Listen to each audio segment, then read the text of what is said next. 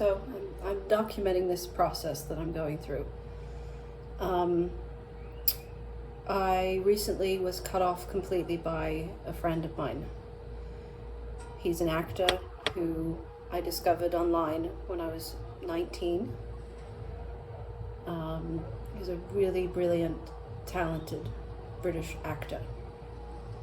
And probably even starting off back then, I fell in love with this individual because when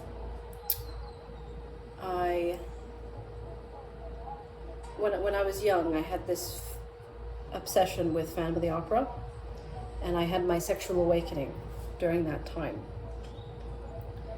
And when I discovered James, he was doing a reading from the original Gaston Leroux novel, Phantom of the Opera, and he was acting this character and with a voice that I'd never heard, and he was probably about 16 at the time, and it just blew me away. And I'm a very forward individual and a very loving individual, so I found a way to reach out to him. I was 19, and I was able to get in touch with him, and I just said, "You're incredible, so talented, I would like to get to know you, you're just so fascinating to me." And that's the way I am. I'm a person who's very forward, straightforward. I will pursue things endlessly until I get what I want. I did that with Thoth. I found him in the tunnel and I never left his side. So I'm now 35 years old, and I've known James for about 16 years. And he cut me off yesterday, just completely cold.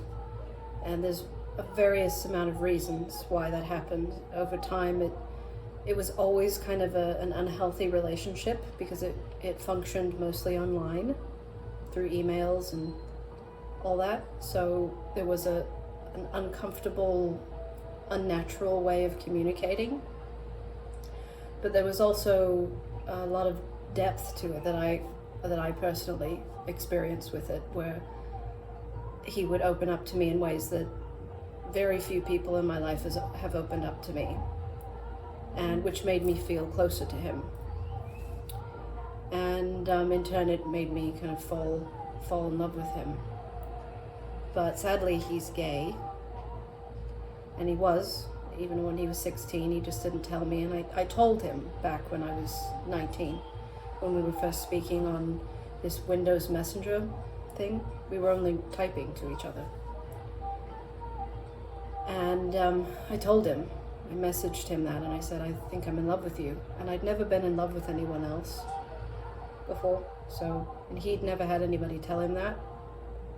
And I said, "What do you feel about me?" And he said, "Well, I don't feel the same, but we can still be friends." So I was like, But probably then I should have just said, "Okay, good luck with everything, I'm going to let you go." But me being who I am, I couldn't let him go. And so I just held on to him for 16 years, trying to remain friends, trying to be in his life, trying to be a part of his life. And I'm very visionary and mythical about relationships with people. I don't just imagine that people randomly come into my life. I feel that people are there in my life for a reason. And I love people very deeply. When I love someone, I really love them so deeply. And I can't blame myself for that. That's just my nature. And I'm very devoted. So Thoth is the first person who ever really just took in my love and didn't reject me. James very gently and very kindly rejected my love, and I should have just said, "Okay, I'm just going to go off and live my life." But I didn't, because I'm a very pursuant, one could say aggressive individual. I want something, and so I won't give up on it. And it's with everything, but with people as well. If I want someone to be in my life, I will do whatever I need to do to either bring them into my life or keep them in my life. And I did that with James. It was the problem, the thing that made it unhealthy and codependent and toxic was that I would always be the one writing. I would always be the one reaching out to him. He barely ever reached out to me of his own accord. It was maybe a couple of times within that huge span of time. And I developed a fantasy about what I thought the relationship was, and it wasn't that at all.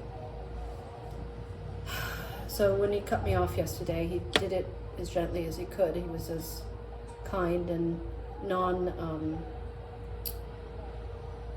he wasn't pointing the finger at me or saying it was my fault. But it really hit me like a ton of bricks, and it's gonna take some time to process because I've never had anyone in my life just cut me out of their life entirely. And after that initial email, it was then realizing that he blocked me on everything, every single form of communication, Facebook, Instagram, Twitter, any way that I would be able to see what he was doing or reach him. And even said, if I see you in person, if you ever made the silly mistake of trying to talk to me in person, I will walk the opposite direction. It's just it's really difficult to experience that kind of rejection, even though in the end I know it's better for both of us because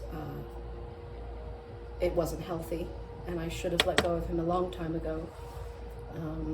Online relationships can be really unhealthy, and it was also always very one-sided. It was obviously me being much more interested in him, and I did a lot for him. We did an opera with him in which I spent a lot of my own money to fly us to Amsterdam and get him there and pay him and do this opera. And one of the things that initially happened was I posted recently, in the last month or so, I posted a video of us performing this opera with him, the Pantheon of Electric Beasties, which I'm personally very proud of to have done with him, because it is a project that I'd been dreaming of working with him creatively, and we did, and I have documented footage of it that I'd never shared before, and I did, and one of the only times he reached out to me was saying that this is kind of difficult for me to know that this footage is up online, simply because he was having trouble with it himself, with his own performance. It had nothing to do with me or Thoth. But that hurt me, just realizing that the only time he reaches out to me is about him and it's not about me. So I just really realized how much the relationship was codependent and was one-sided and was unhealthy, and I just couldn't do it anymore.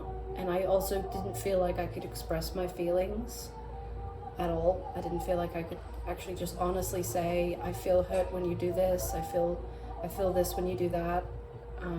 I had to hold it back, and there was always this subtle or very open threat of just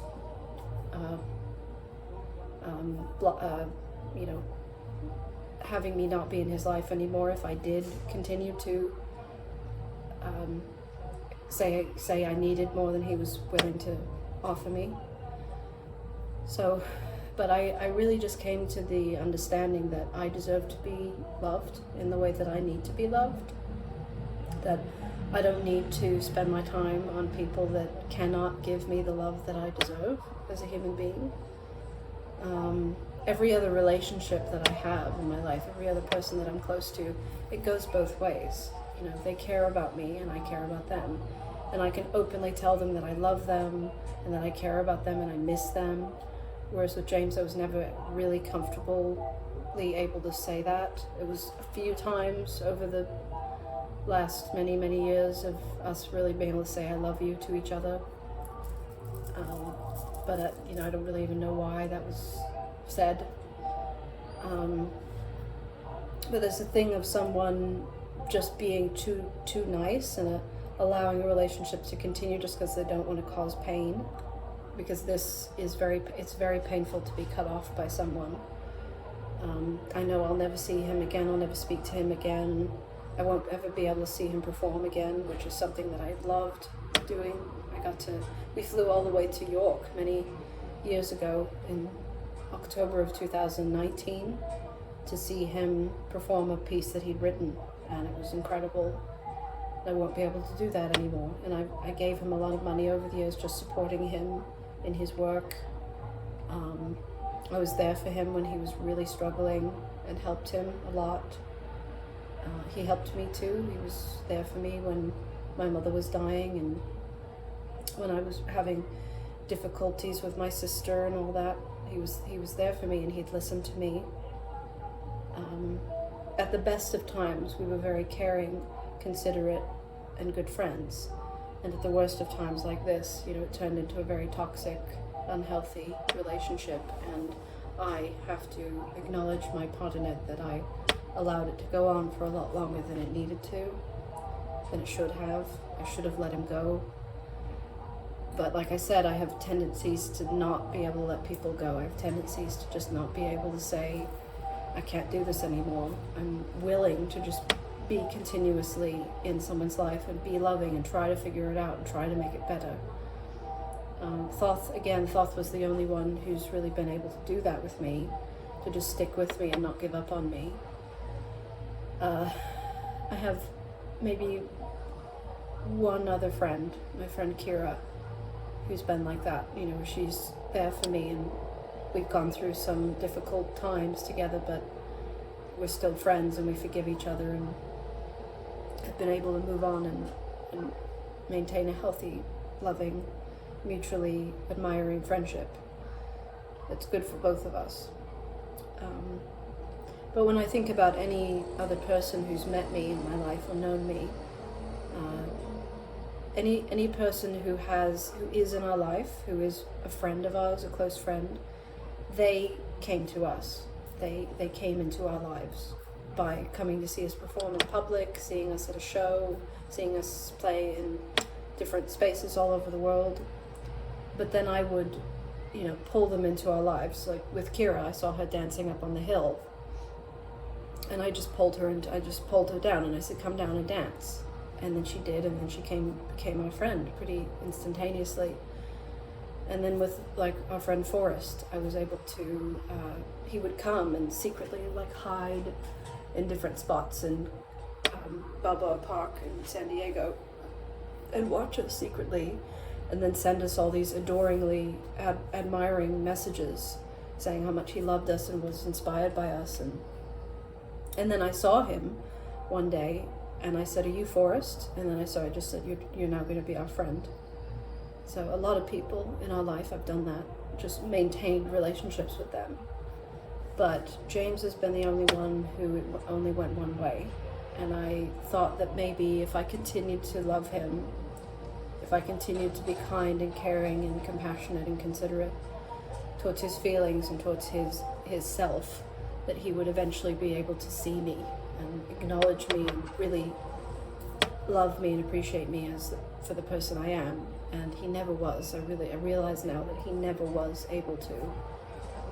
And so it's teaching me a lot of lessons. I'm not over this yet. It just happened yesterday. But another thing that I'm working on, that Thoth and I are working on a lot these days, is realizing that even though we know that we are good people, I know I'm a good person. Yesterday I was just in the space of that I must be so horrible, I must be evil, I must be just a bad person for someone to block me from their life, for someone to stop communication with me completely. It's just too painful, and it initially just made me feel self-blaming that it must be my fault. And I realized today that it's not my fault. It's not his fault either. It just wasn't meant to be. And that you can be a really good person. You can be a really good, noble individual. A loving, giving, sharing, honoring, compassionate individual with good intentions and a good heart. And you're not going to necessarily jive with everybody. And you're not necessarily going to link up with people for the rest of your life and be close to them forever. You're not necessarily going to have everybody liking you. Because, for example, the last place we stayed in Tulum, it turns out that those people didn't really like us. And what I think is possibly they were very conservative people, and they just couldn't understand why we were coming out dressed in these fabulous outfits. They just couldn't relate to us, but I see that around us now. When we were walking around the market today, I could see these two local men staring at Thoth and talking to each other. You know, people judge very easily, very quickly, judge others. I do it too, you know. But so this whole experience for me is just me understanding that I am human, and not everybody is going to love me, and me just continuing to love someone else unconditionally and just saying, I love you, I love you, I love you, no matter what they do, no matter how much I get hurt, no matter how damaged I am and how unhealthy and one-sided and codependent and unhealthy the relationship is, that if me just continuing to love them is not going to fix it, that it's not always meant to be. And on another way, I pride myself on having such a healthy and strong relationship with Thoth, for example. You know, he and I have had a very difficult time together. When we first got together, he was with someone else, and that whole relationship had to break down in order for us to be together. And I was only 21. I was just a kid. I'd never been in a relationship. I was very selfish and self-interested and didn't help him. You know, I was not a good partner for a while. He was always doing more for me than I was doing for him, and it was all unconscious. But for me, I tend to respond to people very, like if someone like Thoth, or with James, you know, with anybody who's told me you're doing something that's hurting me, I just don't lash out at people. I'm not reactive. I tend to just self-reflect, and I tend to self-blame and want to punish myself and feel like I'm bad, because I believe that I'm a very sweet, kind, and loving individual, almost to a fault. You know, that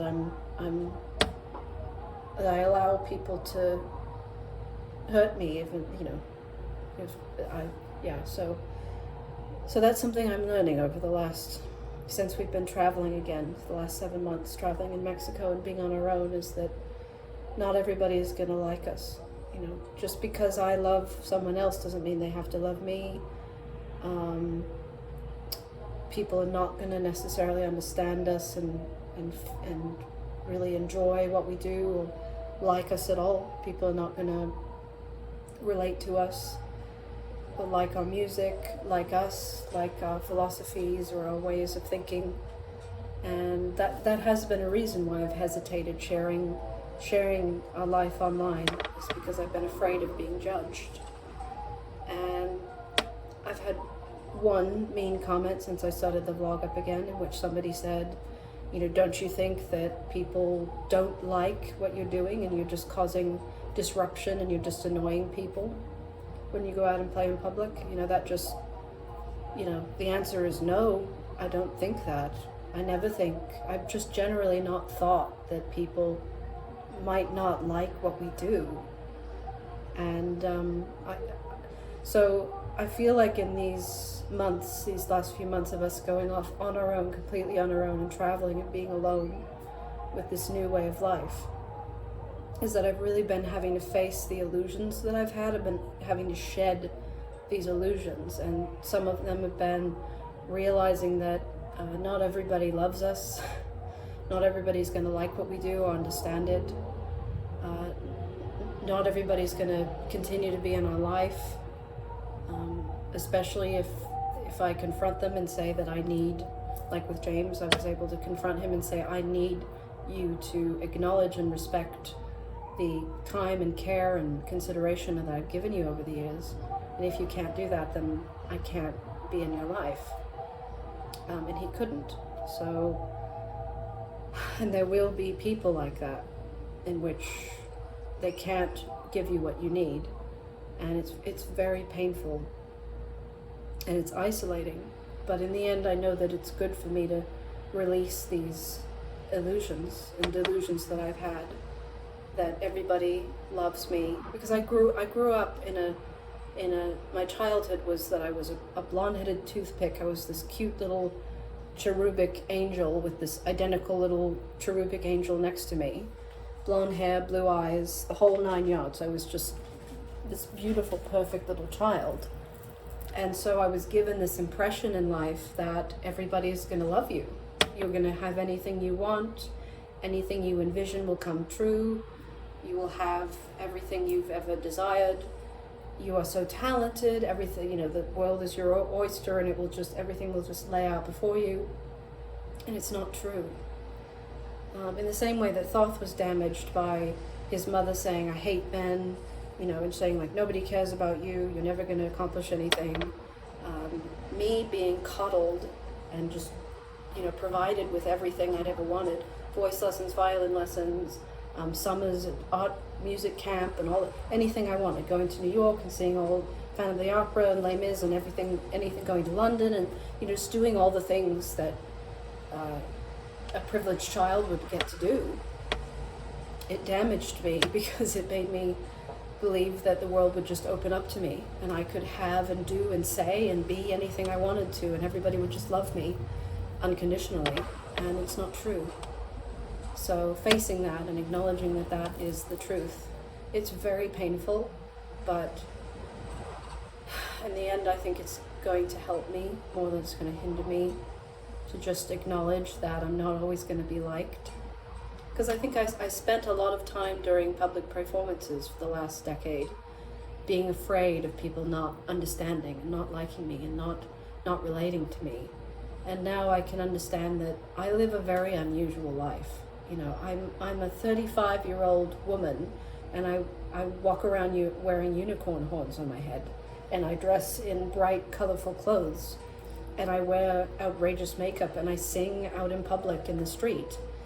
And I have a husband who wears dresses and skirts and dresses very skimpily, almost like a female, like a woman. And I'm more of the male in the relationship than he is. So I have a very strange life. I don't have a home of my own. I wander around the world, in a much more luxurious way than I used to be able to, but much more safe and secure way. But still, I don't have a home of my own. I've chosen to not have a home of my own and to live this vagabond lifestyle of freedom. But it's not easy. It's lonely, and it's scary, and the feeling of losing someone, even if they weren't the center of my universe and I didn't really see them very often, and I was basically lying to myself thinking that they were any more important or significant to me than they actually were. It's still, breaking down those illusions are really, they really hurt. Letting go of a relationship that was a fantasy, not really even a reality, is a major thing. But in the end, it makes me feel extremely grateful for the people that love me. And yesterday I called and talked to a couple of people, my sister and Kira and Thoth, and just telling them I'm sorry that I've ever hurt you. Thank you so much for being there in my life and not abandoning me, not hurting me, not cutting me out of your life, for staying with me, not giving up on me, seeing me as a human being and accepting me for who I am, flaws and all, because I am a human being. And